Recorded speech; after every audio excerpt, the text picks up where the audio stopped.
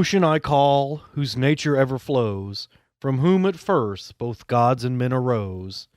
Sire incorruptible, whose waves surround, and earth's concluding mighty circle bound.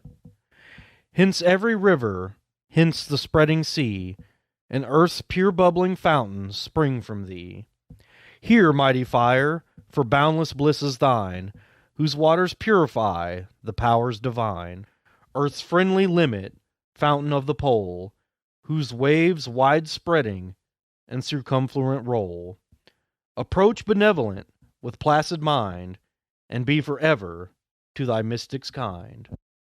Beautiful. Dustin wrote that hymn to me. Yeah, I did. That's what I do in my spare time. I'm like, what hymn could I dazzle Neil with? Yeah. Could I woo him with? I'm the fountain. This one is going to be Oceanus and his kids, and it's going to be a banger. It's definitely an interesting one. Yeah. It was interesting to get the information for this episode because it was kind of few and far between. We've covered a couple of the things beforehand, but we're going to recapture it because this time we're focusing on a different character, giving them their moment to shine because Oceanus doesn't get a whole lot. You know? No, he doesn't. It's kind of bogus. Yeah, it is. But in a way, he kind of got just replaced by Poseidon.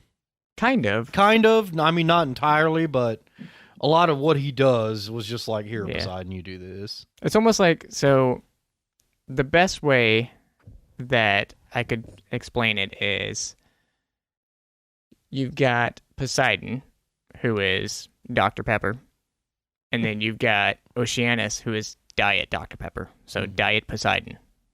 I can see that. He's sugar-free. He's sugar-free, yeah. He doesn't have the extra. Dr. Thunder. That one's straight from my producer. Yep. Dr. Thunder. Always giving us... Always feeding me one-liners and stuff. Is Dr. Thunder. Thank you, Cody. The first contribution you've made in almost 2 years. Congratulations. You can stay on the show. Yep. Earning his keep. And I kept telling him, I was like, sooner or later, you're going to have a value. And it was that one-liner. Yep. Congratulations. So, a couple things that I want to go into before we get into this, the nitty-gritties of Oceanus. So, Oceanus is the river, the ever-flowing river around the earth on it. So, all of the waters, the major rivers, the lakes, the seas, they all flow from him. And because of this, he has a lot of kids. Because the Greeks are like, well, I mean, there's a spirit that represents that. So every minor thing in the world to the Greeks was covered by some type of deity. And because of that, our boy Oceanus, he was... Virtually every body of water is his offspring. He was making it rain. Yeah. Yes, he was. Yes. Yes, he was. So, yeah, that is actually a good point you bring up, because every deity we cover in this episode has something to do with liquid. 3 of them are water, and 1 is wine. Yes, they are. So, yeah, there's a theme for this episode. It's beautiful. It is. And I actually didn't even plan that, but we planned that. Yeah, we planned it. You guys sitting at home, that was planned. Yeah. We're that clever. You know, it's kind of funny because like this is like the 4th time this has happened where we just picked a couple gods and we're like, holy crap. You know, they all kind of tie in. By Zeus, this looks planned. Whoa. But it's never planned. It's not. We just get lucky. We're not that clever. No, we're lucky to get the episode. Okay, guys. Right. All right. Dustin's gonna take it away for us here. Yes, we're gonna start with Oceanus. Now, as you said earlier, Oceanus is the primordial Titan god of the great earth encircling river. But in a lot of Greek vases and paintings, he is depicted as a bull-horned god with the tail of a serpentine fish. So just picture like a merman with bull horns and a really long snake-like fish tail. I just kind of want to know why does he need the horns? Because, I don't know, symbol of power, maybe? No. Okay. Symbol of being ridiculous. I mean... Pick a better. It's pageantry. He needs... This is why he got out beaten by It's Poseidon. theatrics. Poseidon has this fork thing that no one knows why he has it. Better than ram horns. I mean, I didn't realize that bothered you It so does. much. But I mean, what's he going to do? Ram something? Great. touchy subject here. It's just All silly. right. It's silly, Oceanus. This is why you were irrelevant. Ouch. Yeah. Come at me, bro. Well, anyway. So Oceanus with his wife Thetis, who is fresh water which nourishes the earth, is virtually her role. They bore the Potamoi. Am I saying that right? Yeah. Yeah, the Potamoi. rivers. Mhm. Yeah, the Potamoi, which are all the rivers.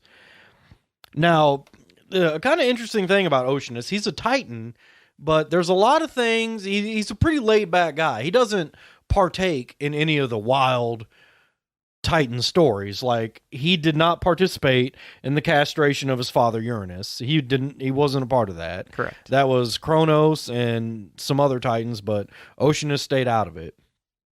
He also stayed out of the war between the gods and the Titans. He didn't really pick a side. He was just like, whatever, I'm not in this. You guys do you. Fight amongst yourselves. The man I'm was out. busy, Dustin. Yeah. He had his priorities straight. Yeah. Yeah, he does. Now, I don't know if I would probably consider this the most famous thing that Oceanus was a part of, and that is the play Prometheus Bound. He actually plays a very interesting role. He has a very kind of important, heavy conversation with Prometheus after he's chained up. And it's a pretty meaningful scene. That would probably be Oceanus's claim to fame. And are we going to act that out? What's the plan there? Yeah, for Aeschylus, or Aeschylus, however you wish to pronounce. I don't know if you want to do the whole thing or not. I mean, we can try doing the whole thing if you would like. Okay, let's give it a go. All right, this is going to be awful. Here we go. Yeah, so in this play, it's a pretty meaningful dialogue. So Neil and I are going to try something new here, and we're going to act out this scene to you. Neil's going to be playing the part of Oceanus, and I will be Prometheus. Because we realized I can't be Prometheus because we've got beef. Yeah. With long neck Neil. Neil's beefing with Prometheus, Yeah. so he refuses to play him. Yep. But yeah, we figured this would be something new and interesting, so here we go. I've now reached the end of my long journey, traveling to visit you, Prometheus, on the wings of this swift beast, and using my own mind instead of any reins to guide it here. You know, I feel great sympathy for you and your suffering. It seems to me our ties of kinship make me feel that way. But even if there were no family bonds, no one wins more respect for me than you. You will soon realize I speak the truth and do not simply prattle empty words. So come, show me how I can be of help. For you will never say you have a friend more loyal to you than Oceanus. Ha! What have we here? So then you too have come to stare upon my sufferings? How did you summon courage to quit the stream that bears your name and the rock-roofed caves you yourself have made and come to this land, the mother of iron? Is that you have come to gaze upon my state and join your grief of my distress?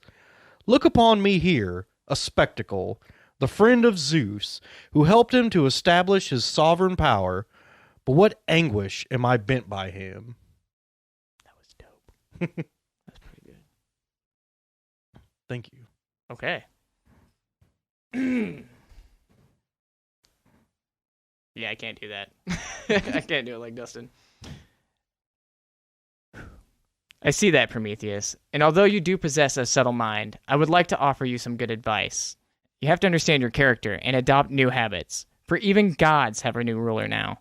If you keep hurling out offensive words with such insulting and abusive language, Zeus may well hear you, even though his throne is far away, high in the heavenly sky, and then his present heap of anguished pain will seem mere childish play.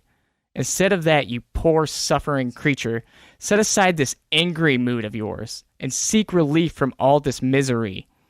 These words of mine may seem to you perhaps too old and trite, but this is what you get, Prometheus, for having such a proud and boastful tongue. You show no modesty in what you say, and will not bow down before misfortune, for you prefer to add more punishments to those you have already. You should hear me out as your teacher, and stop this kicking out against my whip. You know our present king, who rules all by himself, and has no one he must answer to, is harsh. I will go, and if I can, attempt to ease your pain. You must stay quiet. Do not keep shouting such intemperate things. Do you not know, with all your shrewd intelligence of yours, that your thoughtless tongue can get you punished? You know, I envy you, because you have escaped blame for having dared to share with me in my troubles. So now leave me alone, and let it not concern you. Do what you want. You cannot persuade him, for he is not easy to persuade. Beware that you do not do yourself harm by the mission you take. Your nature makes you far better at giving good advice to neighbors rather than yourself. I judge by looking at the facts, not by listening to what others say. You should not deter a person who's eager to help out. For I am sure, yes, I am confident, there is one gift which Zeus will offer me, and he will free you from this suffering. But you are not inexperienced, and do not need me to teach you. Save yourself, as you know best, while I exhaust my present lot until the time comes when the mind of Zeus shall abandon its wrath. Surely you realize, Prometheus, that in a case of a disordered mood, words act as healers.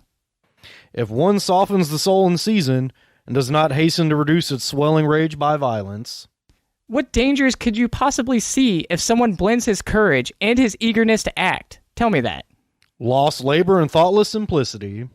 Well, let me fall ill from this disease, for someone truly wise profits from most when he is about a fool. This fault will be seen to be my own. Those words of yours are clearly telling me I need to go back home. So that you won't win enmity for yourself by lamenting for me? You mean with Zeus? Now seated in his all-new powerful throne? Beware, lest the time come when his heart is angered with you. What you're suffering, Prometheus, will teach me that. Go away, depart, keep your present purpose. Those words of yours are telling me to leave, and I'm eager to depart. The wings of this four-footed beast will brush the air and make our pathway smooth. He'll rejoice to rest his limbs back in his stall at home. Well done, Neil. Well done. That was fun. It was. That was fun. I enjoyed doing that. So if you guys enjoyed it, let us know. We'll look to add more stuff like that in. Yeah, and we'll just make sure you can't hear Cody ever. I know. Fun fact, he was offered. But thank you, Dustin. That was fun. That was fun. Good And idea. that scene's very interesting because there's a lot of animosity. It like tries to start out as, you know, a friendly conversation, but there's a lot of beef. Yeah. I feel. Oceanus is like, hey, man, you know, it'd be great if I got you out of this mess that you're in. And Prometheus is like, save your breath. Like, I can see the future, and I know you're not going to do it. So go on. yeah, but I thought that was actually a pretty good scene. And that play Prometheus Bound. Aeschylus. Yep. Mm.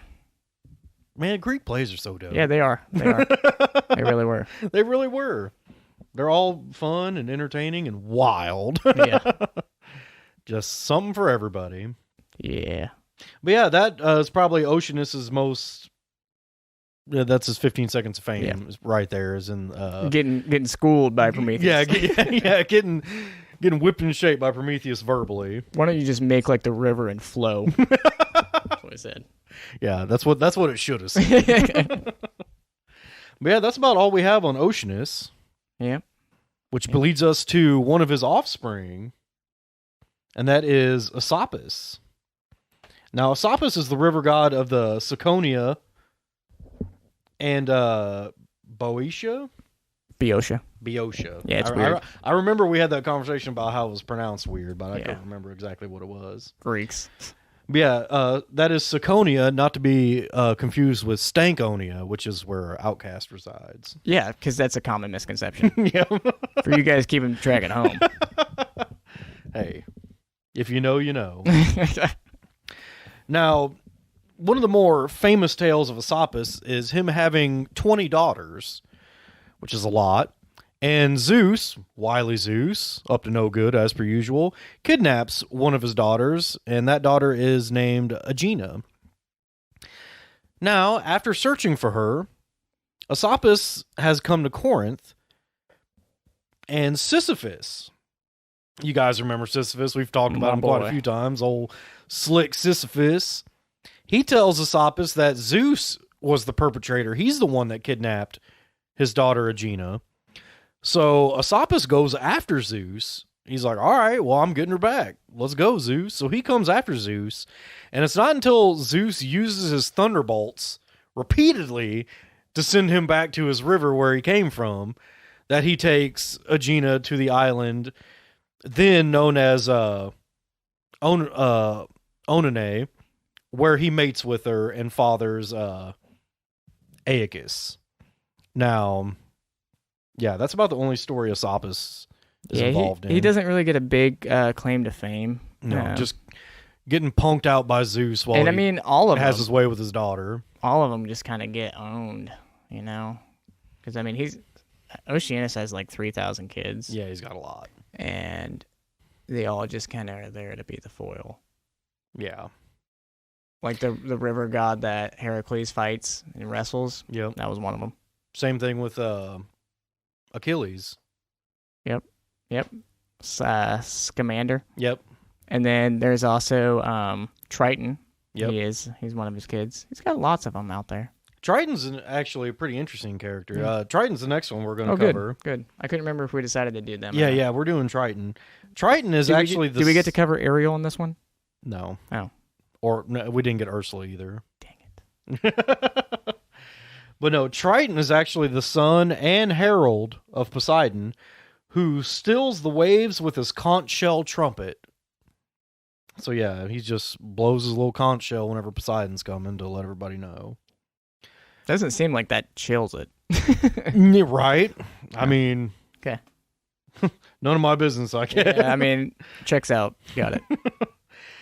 Now, Triton is described as the god of the Tritones as well, which is a large salt lake in Libya. And it's actually the lake that the Argonauts get stranded on. And he's actually the one that helps him lift the boat up and, run to the other side where they can set sail. A little fun fact there. Jason's the worst leader ever. Yeah. Medea's a way better Yeah. leader. Yeah. She was the anchor of the Argo. No, she was the boat. She kept them afloat. She was everything, man. Yeah. Without her, they were toast. Yeah.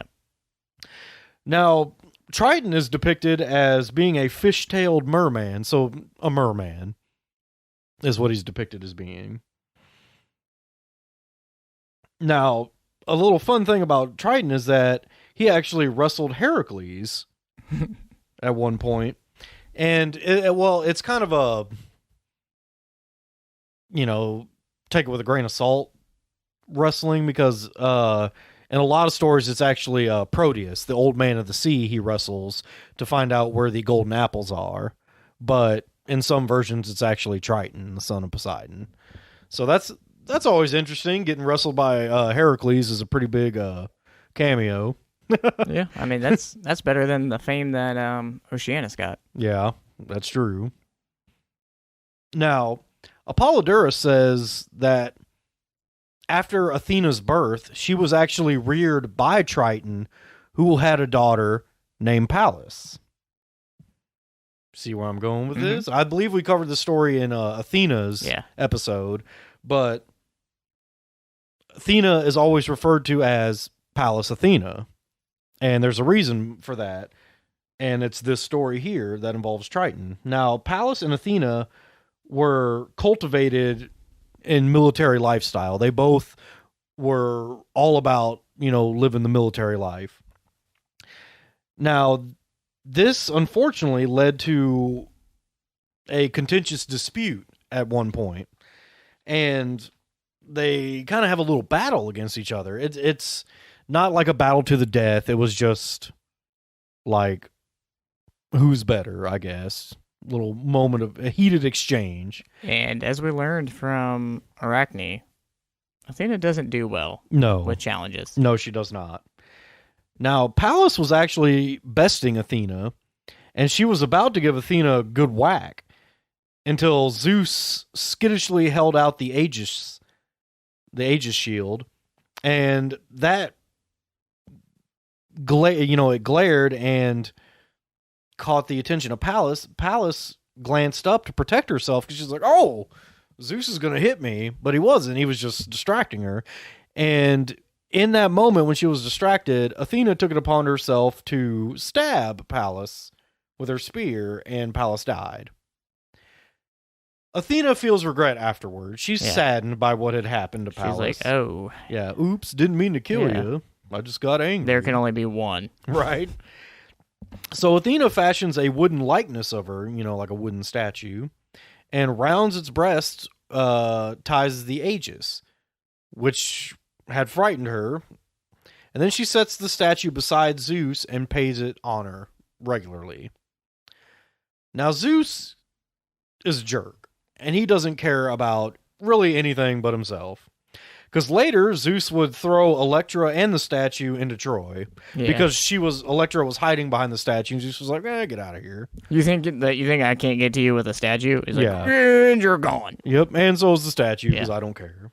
That means nothing to me. I hate my daughter. Yeah. Zeus such a swell guy, isn't he? Such a scumbag. Yeah, he is. Zeus the Z-Bag. Yep. And that's about all we got on Triton. Yeah, I like that she feels remorse and she's like, I'm going to make sure no one ever forgets you. I'm going to use your name. Yep. Because that's what I want from my killer, is to just take my name. Yeah. Murder me and then take my name so no one will... Really? Yeah. From this day forward, I'm no longer Dustin. I'm Neil Troutner. They'll never forget you, Neil. I'm Neil Dustin Trout. Yeah. Bogus. Neil Dust. Athena, get it together. Now this brings us to our final character we're going to cover today. And like I said, he is also involved with liquid.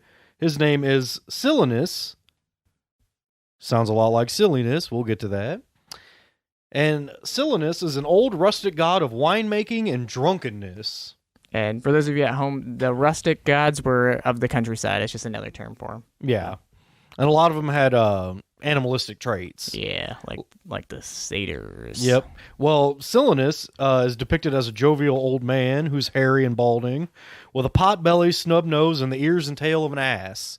And he's also considered either the father or, in some versions, the grandfather of satyrs, which are the half men, half goats. Yeah.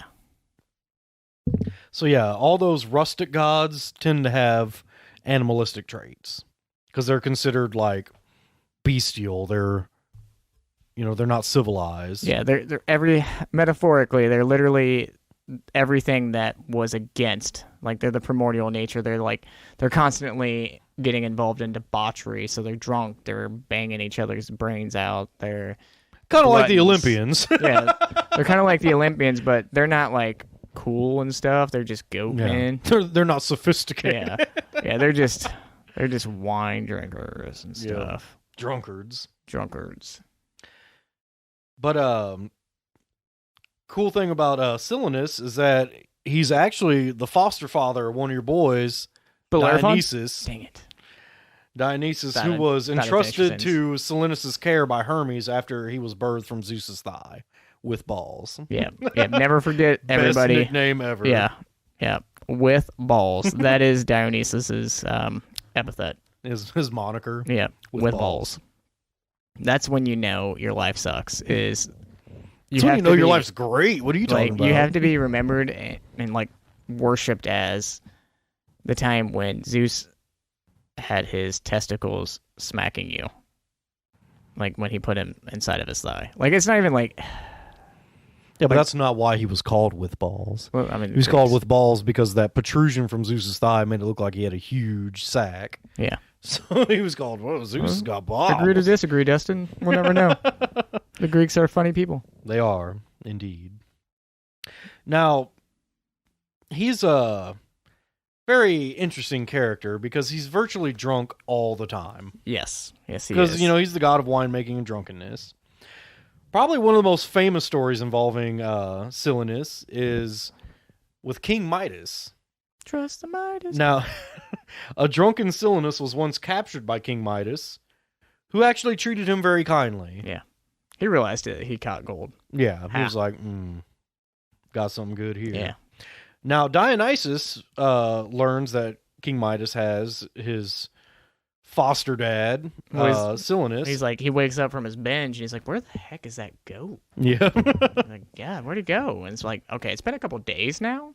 You guys just go look for him? I'm just going to stay here and get drunk. Yeah, that's kind of what they did. But Dionysus rewards Midas for his kindness with anything he desires. And Midas chooses to have the ability to turn anything he touches into gold, which works out pretty well for him at first. Until he realizes that everything is touching. Yeah, everything he touches, so he can't eat. Every piece of food he touches turns to gold. Every person he touches turns to gold. Even if they touch him. Even if they touch him. Very problematic. Yeah. When it gets to a certain point. Now, the only way this got cured is when he was like, hey, Dionysus, this isn't really working out for me. And he told him to bathe in a stream. In Phrygia. Yeah. And so he did, and that kind of fixed everything. But yeah. Silly King Midas. Well, it also helped, though, because that's why that area was covered in gold, they said. The river was where they mined a lot of it. That's where the legendary story of Croesus that I've talked about probably like 30,000 times on this show, going to battle with Cyrus the Great of Persia. He was so wealthy because of the gold that was in his river. So like, well, it's got to be because of Midas. Gotta be. Yeah. It's the only explanation. Yeah. he must have been in that river. Yes. Drank it all up. Now, another interesting story involving Silliness was the Battle of the Giants. After Zeus declared war on the giants, he summoned all the gods to combat them, and Dionysus, Hephaestus, Silliness, and the satyrs came riding on asses, donkeys. Since they were not far from the enemy, the asses were terrified and individually let out a braying such as the giants have never heard. And at that noise, the giants took hastily to flight and thus were defeated. So they were defeated by donkeys making weird noises out of fear. And that right there is why, that has to be where we get the term silliness. Yeah, it's got to be. It's got to be. I mean, his name is Silliness. He's a drunkard. He's always doing silly stuff. It's got to be. I'm just trying to think of like the storyteller who's like telling this to a bunch of kids and like, and do you know what scared the giants off? And they're like, well, it's got to be Pan. Like, no, actually, it was the donkeys and their loud screech. Yeah, the donkeys making weird noises. And that's why we go to bed at night. Because the giants will get you. Yeah, the giants will get you. And the asses will scare you. This time, Silliness, he won't be here to save you. Never. Yep. Did you have any others you wanted to talk about, Silliness? I mean, that's basically it. I know that's he's the drunken revelry. Just the main part that I wanted to go into is, like I said, this is the symbolism of what it's like to be cultured and what it's like to not be. Because, like I said, I've hammered this numerous times. 95% of our stories are either someone who's in Athens, lived in Athens, was traveling through Athens at the time. So they're very particular on what the civilized world is. And you would see this with the way that they depicted their plays. So they would have these people dressed up as satyrs in their plays themselves. And even the chorus would be directed by Silliness, someone who was pretending to be a satyr. But they would always do something like debauchery or something there to kind of like make everybody giggle. They'd stuff sticks in their pants to give them erections and silly stuff. So everything about them, it's all about hubris. I talked about that in the previous episode with hubris, when I talked in deeper detail, it's a lot of these animals that are more aggressive, the stallions, the donkeys, I guess the goat men. All of these creatures are different than what it's like to be a human.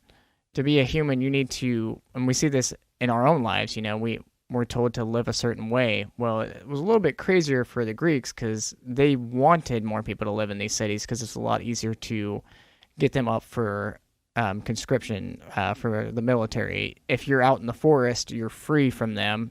So they've got to make all these myths in which it's dangerous to go alone, or you're messing with the gods now. Yep. Wuss. But mainly, they're a good way of making it funny and also kind of showing that these are animalistic.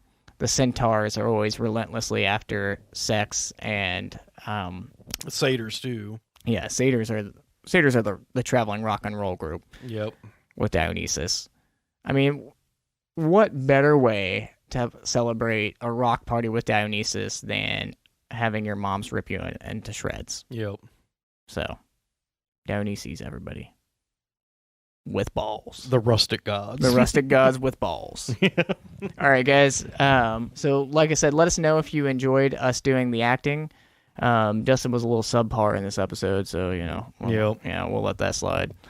But we really enjoyed it. But if you guys enjoy it, let us know, and we'll do some more. Yep. Thank you so much for listening. Yep. See you guys next time. With balls. I am Oceanus. And I'm here for me, Zeus. Prometheus, I have come from the end of a long journey. All right, let me see. This is like a 50s alien.